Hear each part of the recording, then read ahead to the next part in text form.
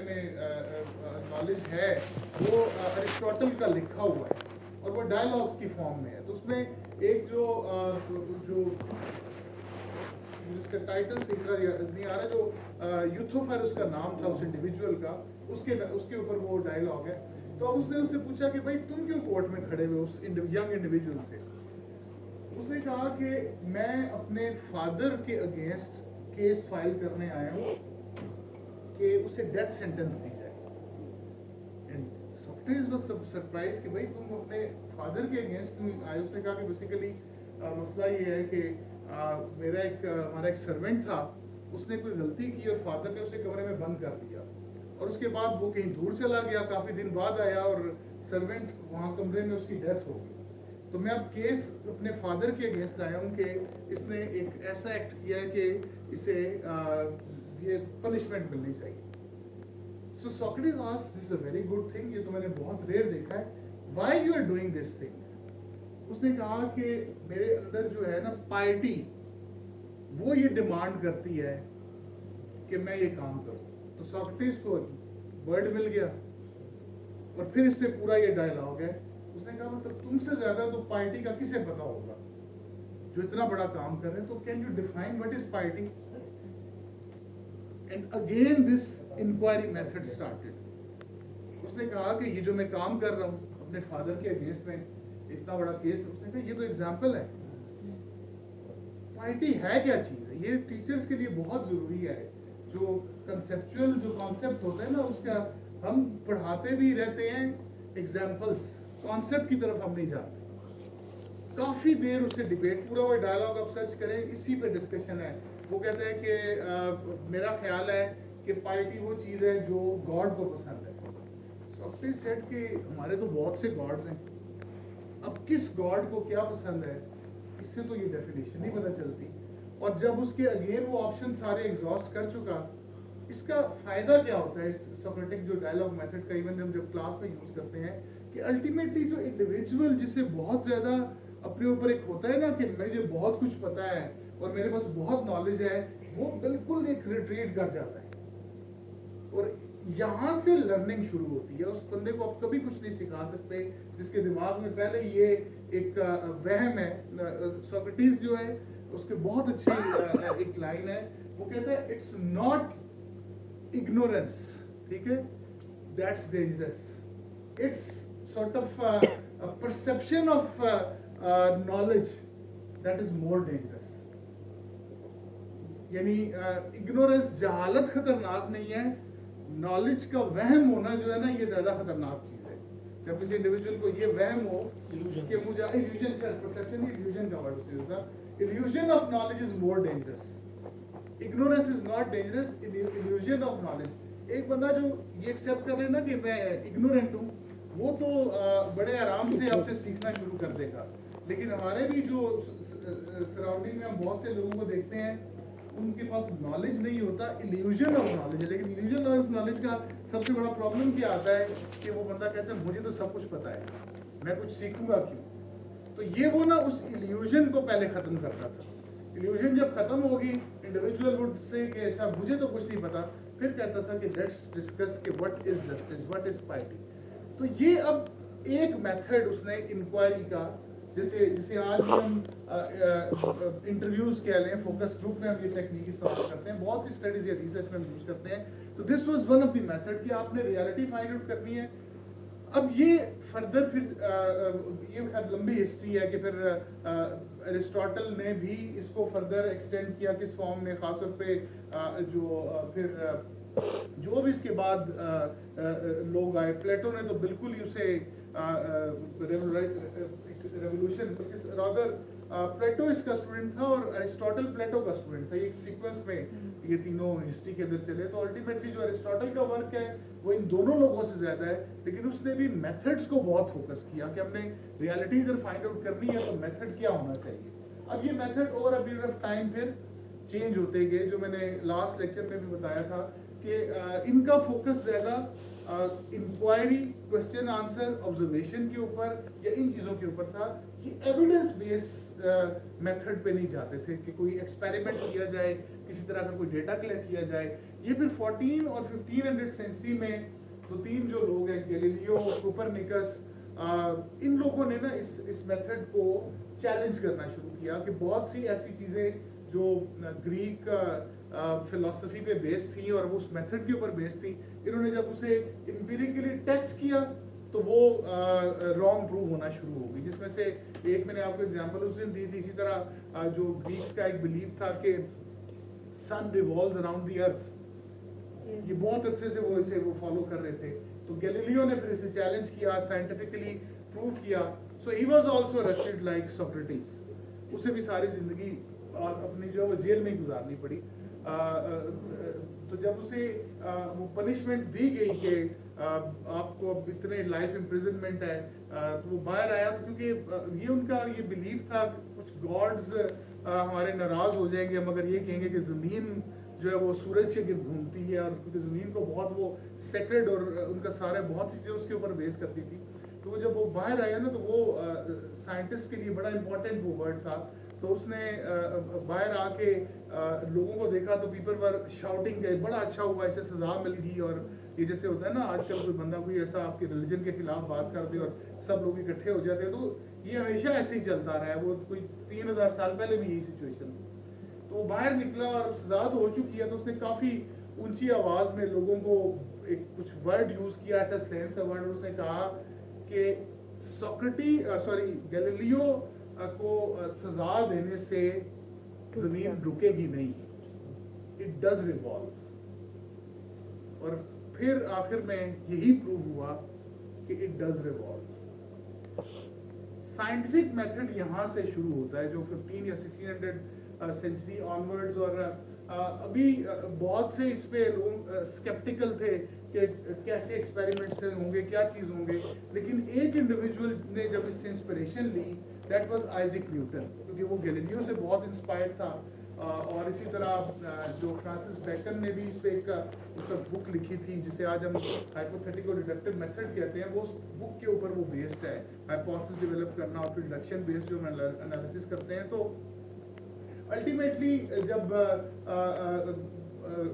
Newton ने अपने experiments करके साइंस को बिल्कुल एक रेवोल्यूशन नया लेके आया, तब ये दुनिया की जो है ना अटेंशन इस तरफ हुई कि दिस इज समथिंग जो बिल्कुल दुनिया को चेंज कर दे। फिर वो प्रीवियस जो मेथड्स थे ऑब्सोलीट तो आज भी नहीं, अभी भी वो यूज होते हैं, लेकिन किस तरह का कि आप इंक्वायरी कर रहे हैं और उसके लिए क्या मेथड होना चाहिए, ये वहाँ से एक ट्रेडिशन स्टार्ट हुई कि साइंस के लिए you need to conduct experiments, you need to collect data. और ये वो फिर फिलॉसफी भी उसके अकॉर्डिंगली चेंज होना शुरू हुई। तो जो 17th सेंचुरी ऑनवर्ड, जैसे एक साइड में तो न्यूटन फिलोसोफर नहीं था, न्यूटन तो एक साइंटिस्ट था, लेकिन उसके बैक एंड पे जो फिलॉसफी शुरू हुई, जैसे कॉन्सेप्ट तो यहाँ से गैलीलियो इन लोगों से शुरू हुआ था, लेकिन बहुत पॉपुलर एक फिलोसोफर है जॉन लॉक, और उसके साथ एक 2-3 लोगों का ग्रुप है जिन्होंने एम्पिरिसिज्म को बहुत फोकस किया। जॉन लॉक था, डेविड ह्यूम था, आई थिंक लाइबनीज भी शायद। ये जो बहुत साइंटिस्ट, अगर आपने फिजिक्स पढ़ी है तो लाइबनीज या मैथ्स में भी इसकी बहुत सी चीज़ें वो पॉपुलर हैं। तो ये एक बड़ा ग्रुप एम्पिरिसिज्म की सपोर्ट में आया और इसको फॉलो। लेकिन ऐसा नहीं हुआ कि उस वक्त जो आइडियलिज्म या बेसिकली अभी हम इन स्कूल्स ऑफ थॉट को 2 कैटेगरीज में डिवाइड करते हैं। एक को कहते हैं एम्पिरिसिज्म और सेकंड को कहते हैं रैशनलिज्म, जो आइडियलिज्म से भी रिलेटेड है।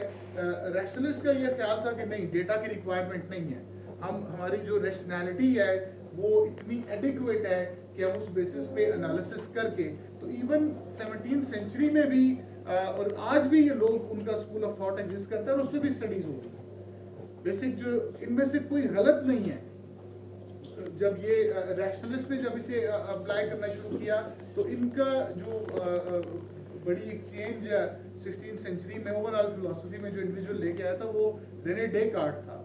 रेने डेकार्ट और इसके साथ फिर स्पिनोजा और ये 3-4 लोग, तो ये 2 schools of thought, 2 research methods के साथ ये कह लें कि साइंस प्रोग्रेस होना शुरू हो गई थी। और जैसे मैंने लास्ट भी लेक्चर में कहा कि इन दोनों स्कूल्स ऑफ थॉट का मर्जर जो है वो इमैनुअल कांट ने किया। उसने कहा कि गलत, क्योंकि ये तो एक ऐसे लग रहा था ना कि अपोजिंग स्कूल ऑफ थॉट्स है, एक रैशनलिज्म है, एक एम्पिरिसिज्म है और एक दूसरे से कॉन्फ्लिक्ट में वो जा रहे हैं। तो कांट ने कहा कि ये एक दूसरे के अगेंस्ट कुछ भी नहीं है, इन दोनों को हमें एक्सेप्ट करने की जरूरत है। और उसने फिर एक कॉन्सेप्ट प्रायर आई का दिया, PRIORI, प्रायर नॉलेज जो हमारे पास होता है, ये सारा वो नॉलेज है जो रैशनैलिटी को सपोर्ट करता है कि हमें बहुत सी जो रियलिटी फाइंड आउट करने के लिए कुछ हमारे पास, और फिर कुछ है पोस्ट और पोस्ट जो एक्सपेरिमेंट से हमें मिलता है। इन दोनों को कंबाइन करके रियलिटी फाइंड आउट हो सकती है। तो आज हम जब 2025 में रिसर्च कर रहे हैं तो बेस ये दोनों ही स्कूल्स ऑफ थॉट है। रिसर्च में खासतौर पे बिजनेस या मैनेजमेंट, HR, मार्केटिंग, फाइनेंस, जितनी भी डोमेन्स हैं, हमारा जो बेसिक जो इसके पीछे बैकएंड पे ये वही थॉट्स हैं जो इन फिलोसफर्स ने डेवलप की। इसी बेसिस पे फिर मेथड्स डेवलप हुए। ये है कि फिर आगे उसमें रिफाइनमेंट और चेंजेस आती गई। जैसे 19th सेंचुरी जो थी बहुत इंपॉर्टेंट, क्योंकि साइंस का जो बहुत बड़ा रेवोल्यूशन आया पिछली सदी में 1900 से लेकर 2000 तक, इसमें बहुत बड़ा रोल ये जो नॉलेज है ना, ये भी इसका ऐसे लगता है कि जो ओनरशिप है या कंट्रोल शिफ्ट होता रहता है मुख्तलिफ रीजन से। जैसे जिस वक्त ग्रीक्स बहुत डोमिनेंट थे तो ऐसे लगता था कि सारी दुनिया में बाकी लोग इग्नोरेंस में है, पता ही नहीं है, चाइनीज़ का कुछ लिटरेचर या कुछ अवेलेबल है। फिर जब ये जिसे रेनेसांस कहते हैं हम, डेकार्ट से जो शुरू हुआ, न्यूटन और इन लोगों से यूरोप का जब वर्ल्ड शुरू हुआ, तो फिर तकरीबन 300 साल तक हर चीज़ ऐसे लगता है कि जितने भी आप साइंटिस्ट देखते हैं वो यूरोपियंस ही थे, मेनली ब्रिटिश थे। और ये अल्टीमेटली जो लास्ट सेंचुरी के एंड में बहुत पॉपुलर फिलॉसफी में मूवमेंट हुई थी, पोस्ट मॉडर्निज्म, तो उन्होंने भी इसको कहा था कि असल में जो पावर है ना वो नॉलेज के साथ शिफ्ट होती है दुनिया में। जो ग्लोबल पावर है, जिस वक्त तक ग्रीक्स थे वो पावर में रहे, जिस वक्त ब्रिटिशर्स या यूरोप का होल्ड हुआ, तो अब देखें 300 साल तक पूरी दुनिया में यूरोप का कंट्रोल था। वो बेसिकली उसकी बेस नॉलेज थी। 19th सेंचुरी में अमेरिकन इन होना शुरू हुए और उन्होंने अपनी एक फिलॉसफी दी जो बहुत पॉपुलर आज भी हम यूज करते हैं, प्रैग्मेटिज्म के नाम से। उन्होंने कहा कि कोई चीज उस वक्त तक कोई भी स्टडी, कोई भी आपका कॉन्सेप्ट या रियलिटी मैटर नहीं करती, कॉन्सेप्ट मैटर नहीं करता अगर वो दुनिया में कोई ऑब्जर्वेबल चेंज ना लेके आए। इनका सारा फोकस था आउटकम के ऊपर। प्रैग्मेटिस्ट जो है वो एक चीज के, कोई साइंस या कोई एविडेंस एक्सेप्टेबल नहीं है जब तक। तो इसलिए अमेरिकन, चाहे वो जॉन सी पर्स था या दो और लोग थे, विलियम जेम्स, ये 3-4 लोगों ने इसको जब प्रमोट किया तो अमेरिकन की जो सारी रिसर्च थी या स्टडीज थी उनका फोकस शिफ्ट हो गया टुवर्ड्स आउटकम्स। आउटकम क्या आ रहा है, प्रैग्मेटिज्म की जो बेसिक, तो इसकी मेथोडोलॉजी फिर सारा फोकस। अब ये एक साइड पे ये चल रहा था और यूरोप में फिर जो मूवमेंट स्टार्ट हुई जिसको हम लॉजिकल पॉजिटिविज्म कहते हैं, विटगेनस्टाइन और बहुत से लोगों ने, आई डोंट नो फिलॉसफी अब कितनी आपने पढ़ी है, कितना पता है, मैं बोलता जा रहा हूँ। वियना सर्कल जो वहाँ पे ऑस्ट्रिया में बना था और लोगों ने लॉजिकल पॉजिटिविज्म से थोड़ा सा ये आगे चले गए। ये किसी उस चीज को एक्सेप्ट नहीं करते थे जो डेटा से प्रूव ना हो सके, तो उन्होंने मेटाफिजिक्स और ये सारी चीजें एक्सक्लूड कर दी कि ये साइंस में कभी आ ही नहीं सकती। लेकिन जो प्रैग्मेटिस्ट ज्यादा लॉजिकल थे और इन्होंने कहा कि सबसे पहले आपके पास कॉन्सेप्ट है या कंस्ट्रक्ट है।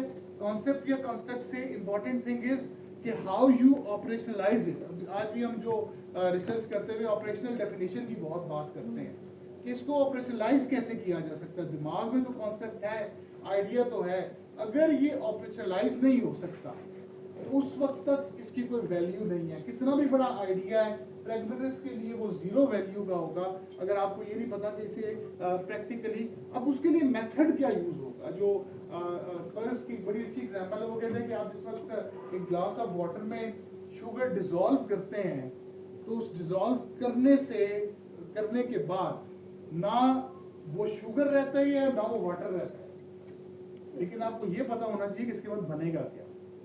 यानी आप उसके आउटकम, जब भी आप कोई वेरिएबल्स को मिक्स कर रहे हैं तो उन चीज़ों के हवाले से अगर आप फोकस नहीं है तो आप कोई भी वेरिएबल्स, कुछ भी एक्सपेरिमेंट्स करते रहें, if you are not clear about the outcomes, if you can not operationalise any variable, कि इसको प्रैक्टिकली रियल वर्ल्ड में मैंने कैसे ऑब्जर्व, ये कैसे होगा, इसके आउटकम किस फॉर्म में नजर आएंगे। तो इसने अमेरिकन को बहुत ज्यादा एक एज दिया नॉलेज में पिछली सेंचुरी के अंदर, जो बहुत ज्यादा वो शिफ्ट हुआ ना नॉलेज का power from Europe to America, तो उसके साथ साथ अमेरिका का होल्ड ओवरऑल पावर में भी ज्यादा होना शुरू हो गया। तो ये पोस्ट मॉडर्निस्ट ने पूरा इसका एनालिसिस किया है पिछले कोई कितने हजार साल का, कि हमेशा हिस्ट्री में वही नेशंस पावर में रही हैं जिनके पास नॉलेज रहा है। नॉलेज जब वहां से निकलता है तो उसके बाद पावर भी ऑटोमेटिकली वहां से स्किप होनी शुरू हो जाती है। सो टुडे व्हेन वी सी कि अमेरिका, और हमें वो अच्छा लगे या ना लगे कि अमेरिका बहुत पावरफुल है, अमेरिका पावरफुल इसलिए है कि आप दुनिया का कोई discipline A to Z, 1 lakh discipline हैं, उसमें देखें कि उसके 100 बेस्ट इंस्टीट्यूट्स कहाँ पे। यू नेम एनीथिंग, फिजिक्स है, केमिस्ट्री है, बायोलॉजी है, फाइनेंस है, मैनेजमेंट है, हिस्ट्री है, आर्ट है, कल्चर है, ड्रामा है, मूवी है, you name anything, you name any knowledge and just Google कि इसके टॉप 100 इंस्टीट्यूट्स कहाँ पे हैं। मोर देन 60-70% सबके अमेरिका के अंदर, एक मुल्क के अंदर। तो जब सारी दुनिया का नॉलेज जो इस वक्त चल रहा है वो एक मुल्क से जनरेट हो रहा है, ऑल्दो अब कंपटीशन बहुत ज़्यादा है, चाइना बहुत ज़्यादा इसमें इन हो रहा है और भी बहुत से, लेकिन इस वक्त जब तक नॉलेज वहाँ पे रहेगा पावर उनके पास रहनी है। वहाँ से जब नॉलेज शिफ्ट हुआ, यूरोप से शिफ्ट हुआ, यूरोप खत्म हो गया। 1700-1800 में अमेरिका का कहाँ पे नाम था। हर कोई ब्रिटिशर्स जो है वो क्लेम क्या करते हैं कि हमारी जो अंपायर थी कि उस वक्त न्यूटन और ये जितने लोग थे ये उस फील्ड में काम कर रहे थे, और उसके साथ साथ वो ऑटोमेटिकली नॉलेज के साथ पावर का शिफ्ट, ये भी एक पूरी एक हिस्ट्री है। तो ये इस बैकग्राउंड के बाद आई मूव फॉरवर्ड के why methods matter, whatever you want to find out, उसमें ये बहुत इंपॉर्टेंट होगा कि आपको ये पता हो कि what I need to find out, मेरे पास क्या इंग्रेडिएंट्स अवेलेबल हैं, क्या चीज़ है, इसका पॉसिबल आउटकम क्या आएगा, जो हम अभी उसे ऑपरेशनलाइज भी करते हैं। डेफिनेशंस किसी भी वेरिएबल की, जो प्रैग्मेटिज्म के आने के बाद फर्क ये पड़ा है कि when we define something today and we call that thing operational definition, it's not the definition. इसको हम ऑपरेशनलाइज कैसे करेंगे, प्रैक्टिकली इसे यूज कैसे करेंगे, इसे डिफाइन नहीं करना। वो जब प्रैक्टिकल यूज की बात आएगी तो दरम्यान में फिर मेथड आ जाएगा, क्या तरीकेकार होगा इस कॉन्सेप्ट को प्रैक्टिकल में कन्वर्ट करने के लिए, क्या आप उस इंक्वायरी कैसे करेंगे। दो चीजें यहाँ पे आएंगी, मेथड्स और डिजाइन। बिकॉज जो रिसर्च है उसमें हम कोई भी चीज उस वक्त तक क्लेम नहीं कर सकते unless we don't have evidence. हमने क्या किया, तरीकाकार क्या, यानी ये इस पे बात नहीं होगी कि आपने क्या आउटकम आया, दे विल आस्क कि ये आउटकम आया कैसे। That's now a tradition in science कि आप कोई चीज़, वो जो ट्रेडिशनली होता था ना कि लोग बहुत सी बीमारियों का इलाज उनके पास होता था लेकिन वो किसी से शेयर नहीं करते थे, तो ये हमारा तरीका क्या है, ये हमारा खानदानी जो है वो सीक्रेट है, वो साइंस में कभी नहीं आ सका। साइंस की पहली रिक्वायरमेंट ये है कि मेथड को आपने शेयर करना है, तरीक़ाकार क्या था, ताकि उसे लोग यूज करके उसे टेस्ट भी कर सके और उसे रेप्लिकेट भी कर सके। So that's why when we do research, और ये इसकी इम्पोर्टेंस हमेशा से ही थी, लेकिन अभी ये नज़र आता है कि इस पिछले 20-25 साल में, खासतौर पर लास्ट 10 ईयर्स जो मैंने एक ओवरऑल देखा है, इसकी वैल्यू इतनी ज़्यादा बढ़ गई है कि अब मुझे तो ये फील होता है कि जो इनिशियली हम कहते थे कि आपकी प्रॉब्लम स्टेटमेंट और आपके रिसर्च क्वेश्चंस वो मैटर करते हैं, आज जो टॉप जर्नल्स के रिव्यूअर्स हैं वो मेथड से आपको नहीं निकल रहे, इतनी ज़्यादा इंक्वायरी, इतने ज़्यादा क्वेश्चंस, इतनी डिटेल, और उसका फिर बेसिकली वही एक पैराडाइम होता है ना, फिर पैराडाइम शिफ्ट आती है। तो मुझे लगता है जैसे खासतौर पे HR में 1980 से लेके 2000 या 2010 तक बहुत फोकस था थ्योरी के ऊपर, थ्योरेटिकल कंट्रीब्यूशन के ऊपर, लेकिन 15 साल में अब जो शिफ्ट आया है वो शिफ्ट फिर आपको टॉप जर्नल्स की पेपर्स में नजर आता है। जैसे मैंने जर्नल ऑफ अप्लाइड साइकोलॉजी की बात की, academy of management journal, in journals को आप देखें तो मेथडोलॉजी के ऊपर वो इतना फोकस करते हैं, they basically tell each and everything. मतलब ऐसे लगता है कि जैसे इंडिविजुअल ये भी बता रहा है कि मैं इस कमरे से 10 स्टेप्स राइट साइड पे चल के यहाँ पे गया, फिर मैं 10 मिनट रुका, उसके बाद फिर मैं लेफ्ट मुड़ा, फिर राइट मुड़ा, और यहाँ तक मैं पहुंचा। दे वांट कि आप सब कुछ बताएं, you need to explain everything, कि यहाँ से चल के आप वहाँ मेथड क्या था वहाँ तक पहुँचने। तो इसलिए मेथडोलॉजी को it's not only about your thesis. जो लोग रिसर्च को थोड़ा सीरियस अपना करियर के हवाले से भी देखना चाहते हैं, तो अब हम किसी अच्छे जर्नल में पेपर पब्लिश नहीं कर सकते unless we don't know about the methodology और करंट उसमें कौन से टेक्निक्स या मेथड यूज हो रहे हैं, क्योंकि मेथड आगे आपको ड्राइव करता है टुवर्ड्स एनालिसिस। मतलब मेथड से ही है, तो ये सारा इंटरलिंक्ड है, लेकिन मेथड्स को अब अगर आप मेथडोलॉजी ज़्यादा रिग्रेस कर रहे हैं, नॉर्मल हम जब मॉडल्स शायद आज से 15-20 साल पहले भी बनाते थे, तो the relationship let's say variable B को कैसे अफेक्ट कर रहा है, फिर हम कहते थे नहीं ये ज़्यादा अच्छा हो सकता है कि इसमें कोई मीडिएटर आ जाए। तो जब मीडिएटर आ गया तो फिर क्वेश्चन ये रेज हुआ कि ए बी को अफेक्ट कर रहा है और बी सी को अफेक्ट कर रहा है, तो क्या इसमें डेटा एक ही वक्त कलेक्ट हो सकता है? नो, फिर नहीं हो सकता। इसका मतलब ये है कि ए का बी पे इम्पैक्ट और बी का सी, इसमें टाइम वाला एलिमेंट आ रहा है। तो फिर टाइम लैग स्टडी बहुत पॉपुलर होना शुरू होगी कि आपने अगर डेटा कलेक्ट करना है तो एक दफ़ा एक वेरिएबल का कलेक्ट करें, फिर सेकंड। फिर दूसरा इशू जो 1980s या 90s में बहुत हाईलाइट हुआ, एक बहुत पॉपुलर पेपर पॉटसक और मैकेंजी इन लोगों ने लिखा, दैट वाज अबाउट के डेटा का सोर्स क्या होना चाहिए। So if you are asking about my performance and who should fill this questionnaire, मैं अपने बारे में खुद लिख रहा हूँ कि मैं कैसा परफॉर्म कर रहा हूँ, ये तो ऑटोमेटिकली बाइस्ड रिस्पॉन्स होगा। यानी आप एम्प्लॉय से खुद ही पूछिए, अपने अप्रेजल आप करें, आप कितना, वो तो कहेगा मैं दुनिया का सबसे। तो पॉटसक ऑफर इन लोगों ने उसको पहले हाईलाइट किया और फिर फर्दर इस पर बहुत काम हुआ, the issue which we call common method bias. Now in common method bias the problem is कि who should fill the questionnaire, data का सोर्स क्या होना चाहिए, कौन इसका बेस्ट डेटा प्रोवाइड कर सकता है जो अनबायस्ड हो।